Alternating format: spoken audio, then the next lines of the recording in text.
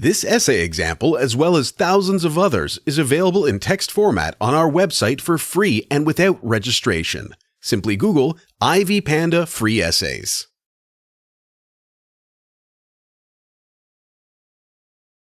Although Gulliver's Travels by Jonathan Swift was regarded as an adventure story for children for a long time, it is, in reality, a satire of political and social events that occurred in England and Ireland during his time. The story is based on Gulliver's travels to fanciful foreign lands. The fantastic tale is divided into 4 parts, each talking about a different place visited by Gulliver. Gulliver narrates his adventures on his return home. When his ship is seized by pirates, his adventurous journey starts from then. Swift satirizes the values and institutions of the English. He pokes fun at the academicians, scientists, and the age of reason intellectuals for valuing freethinking above everything else. Most importantly, Swift targets the conditions of humanity. This essay aims to give a detailed discussion of the story's social context. The first part is Gulliver's voyage to Lilliput, where he encounters minute individuals. The community was fighting with its neighboring island, the Blefuscu. Since he is seen as a giant, Gulliver is used by the Emperor as a weapon to fight against their opponent.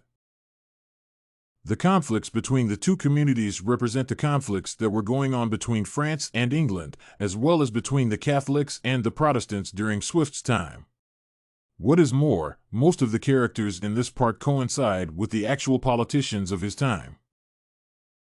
This was during the reign of Queen Anne, and the tiny people represent England's littleness of its government and national acts. Moreover, by depicting the conflicts between the Lilliputians and their neighbors, Swift ridicules the religious conflicts in the English community that were happening then. Gulliver's second voyage takes him to Brobdingnag, where he encounters extremely huge creatures. The huge humans have an offending smell, which causes Gulliver to think that the Lilliputians may have also found him filthy. Here, the lousy mental and physical features of man are displayed. Gulliver is owned by a man who constantly uses him as an object of business. He displays him in public so as to make profits, and when Gulliver finally becomes weak, he immediately disposes of him at a costly price. This shows the self-interestedness of man. Gulliver's next journey is to the floating island of Laputa. In this circumstance, Swift finds fault with England's Royal Society, which, as he points out, comprises ineffectual scholars, discoverers, and scientists. The floating island denotes how the dwellers are comprised of impractical establishments just like their own surroundings. Experiments done by such individuals are summarized by the general artist who leads his following into turning utile things into completely different things, thus resulting in ineffective achievements. Therefore, the flying island is an expression of the defection of the world of realness and also the transformation of the universe into a mechanically skillful living. Gulliver's last travel is into the land of the Houyhnhnms. On reaching this land, he comes upon a group of the Yahoos who scandalize him at once as he says, "Upon the whole, I never beheld in all my travels so disagreeable an animal or one against which I naturally conceived so strong an antipathy."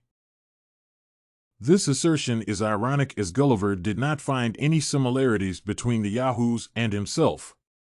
After meeting the Houyhnhnms is when he realizes the features he shared with the Yahoos, and it is then that he acknowledges, "My horror and astonishment are not to be described, when I observed, in this abdominal animal, a perfect human figure."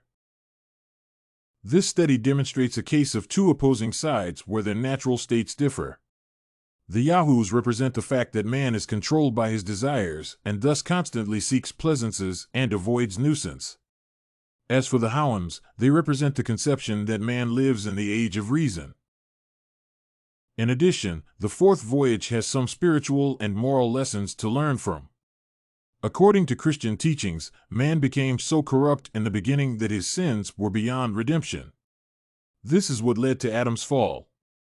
His desires are what led him to commit sins, and his reason, despite the fact that it brought him salvation, led him deeper into vice. This shows that, though man is sinful by nature, his reason can save him from sinful acts and guide him through the path of divine revelation. Therefore, the Yahoos signify man as an unmanageable evildoer, whilst the Hounds, on the other hand, signify man as guided by reason into the path of morality. This case study of the Hounds and the Yahoos also represents something like a colonial government, with the Hounds as the rulers and the Yahoos as the native inhabitants of the land. The two coexist within a society that is nothing like that of a British colony of the time.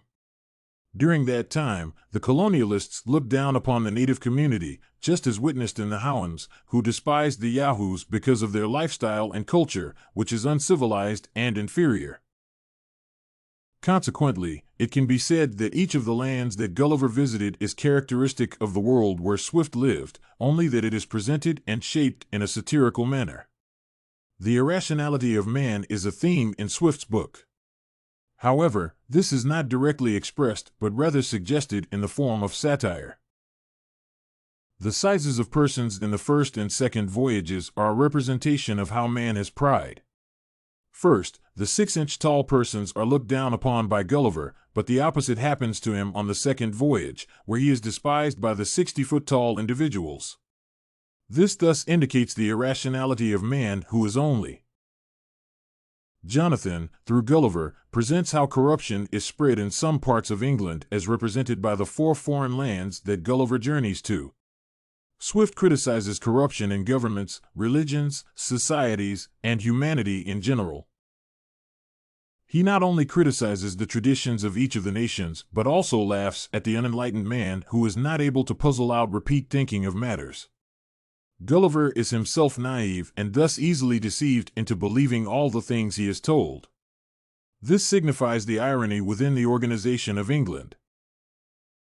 In conclusion, the book is not only a children's story, as viewed earlier by some people, but also serves as a criticism of the society's religious, political, and moral institutions that existed during Swift's time within the English context. Evidently, Gulliver's Travels is social commentary just as it is satirical. This essay on Gulliver's Travels, Political and Social Affairs in England, was written and submitted by a student just like you. The Ivy Panda Samples database hosts thousands of works similar to this one, on various subjects. Visit ivypanda.com to find what you are looking for, free of charge.